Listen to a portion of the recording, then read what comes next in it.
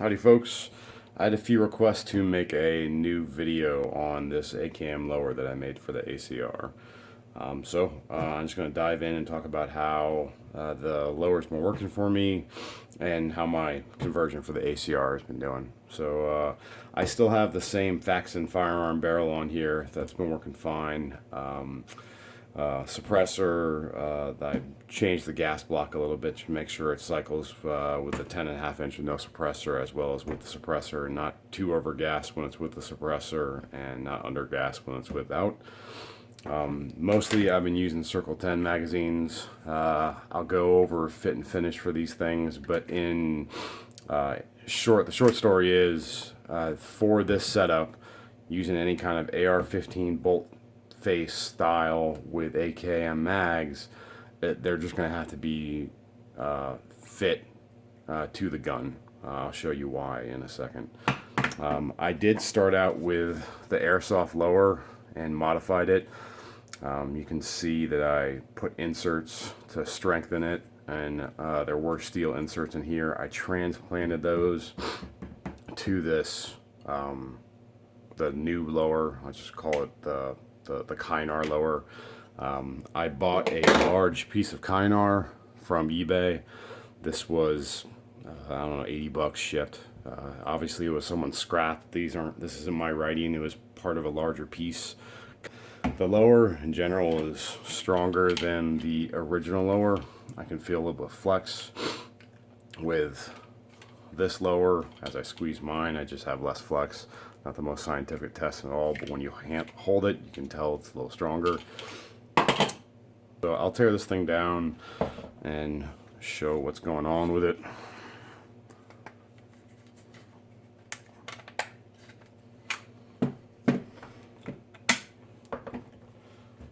In general, the pins I made are really tight in the gun.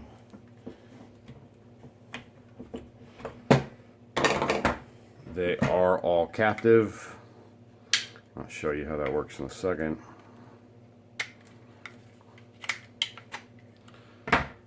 You notice I have a bunch of RTV sealant up there. That's so when this is jammed up inside the gun, I'm not getting sprayed by a bunch of gas. As I said, the pins are captive. There's another steel pin inside here. The spring that's loading it is the same style spring you'll find in the ejector of an AR-15 bolt. It's actually the same exact spring, just cut down a little bit. Pinholes in there. You can see the channel of the pin. Same thing for this guy. There's a pinhole here, and that's what this chunk of plastic is. It's a place for that channel to ride. Same spring from an AR-15 ejector. And a small steel pin right in front of it that rides right in this groove. You can see it's all dirty. Most of the rounds I've been shooting through here have been suppressed. It's been functioning fine. It takes the same ACR fire control group. I forgot what these things are called. Sleeve or chassis. This is 4150, 4150, 4150 steel. They're all heat treated. Those are actual bearing surfaces for the mag. So this is fully enclosed. So the top of the mag has something so it can't rise up. And this shelf right here is where the edge or the lip of the mag hits. Obviously the rear tang is hitting at the top of the steel. So it's all, if the mag is steel on steel, so it won't wear this down, won't wear the lower down. This insert is held in by an 840 screw here, and there's these roll pins that go across. I have an extra roll pin there. It's really not needed. I just had it, so whatever, it works. The access pin for the mag latch, same roll pin. The shear strength on these things is something nuts. It's like 1,000 pounds. The spring I actually reused from the airsoft, the original lever latch. The spring works really well. It was really small, and it was the only one that I had fit there. You can see a little bit of the spring. behind the latch. But it's a tight fit. The amount of space in between the pin and where the trigger group goes, you can see it's almost nil. This butts up against it. If you took this out, this goes all the way through. Very similar to this. This had like a little bit more room, but in the new one, I moved it back just a hair more. So I moved it, you know, not even a tenth of an inch that way. That was so there was just a little bit more, less of an angle for the rounds to feed, just to help with feeding. I don't know what else to say about this thing. It's strong. PVDF works really well. I haven't had any issues with it. I don't know, I'm probably at about 2,000 rounds now. I did have a screw up that you could probably see. There's a little bit of a gap right there when I was milling it. It's just, this thing maxed out the size of a piece that I can mill with my shitty Harbor Freight mill. There wasn't enough height, and I didn't have a vise that could, milling vise could hold it secure enough, and it slipped while it was cutting, and it cut a little bit too much of that hole. Works fine. This sleeve would protect any kind of real gunk getting in there, so I'm not worried about it.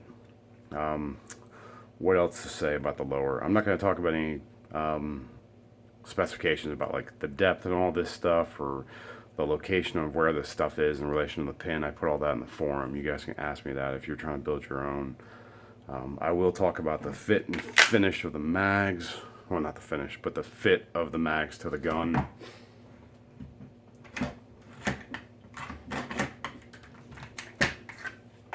So this bolt I made from, man, it's dirty. I made this from Carpenter 158 steel and had it heat treated. What I was talking about with the mags needing to be fit, basically, if you look at any AR-15 style bolt face, these legs are what feed your rounds in, and they're only going to be a certain length. They have to be in order to fit inside an actual barrel. There's just not that much that can purchase on the back of the rounds when they feed. So the next two legs limit how deep they can be in the mag. So if this plastic is really built up, there's just no meat for there's not enough depth of the leg to go in. So these end up having to be filed down just a hair. The Circle 10 mags have this steel insert, which are for the feed lips, the rear tab, and the front lip. I didn't take off any metal. It was just the plastic coating on top of the steel. But with that, if you look in the gun, while it's feeding, you just have that much of a lip, and you're still touching to get there. So each mag, especially steel mags, will have to be hand fit to the gun. It's just, if you want to use this bolt with this kind of mag, it's unavoidable. Not a big issue as long as you fit them right. With this lower, it's been working fine. The reason why I abandoned this is basically when I say this, I abandoned this airsoft lower because this thing started to fail on me. Well, it got close to it. Pieces started breaking off, so this plastic tab is really what limits it from rotating it all the way forward when the rear pin is taken out. This cracked, and I knew it was a matter of time before this whole thing would crack in half. I had the steel insert in here, so these screws would have held it together to a degree, but this thing was just going to disintegrate after time. This helped me figure out all the dimensions I had to use to make mine from scratch, so that was cool. But it was never more than just a prototype. It wasn't going to last. That's why I went this way. I'll put this thing back together, show off how easy it is to switch out calibers with an ACR.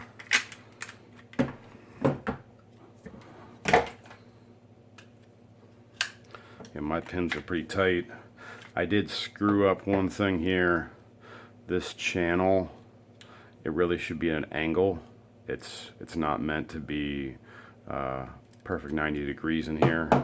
If you actually measure this, this is at an angle as well, and they're made to go inside each other and lock up and tighten up against each other as it gets deeper.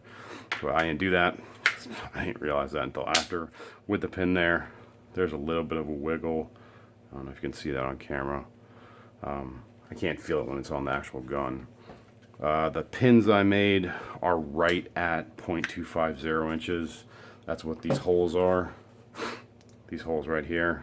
The stock pins on the stock lower, those are actually like 0.245, so there's a little bit of give, but you can get those in and out with just your hand. I have to use a pen for mine, which I'm happy with.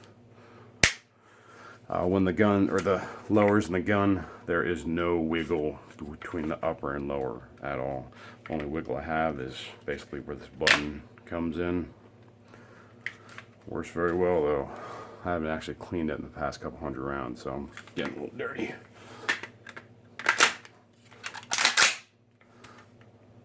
Thanks for watching.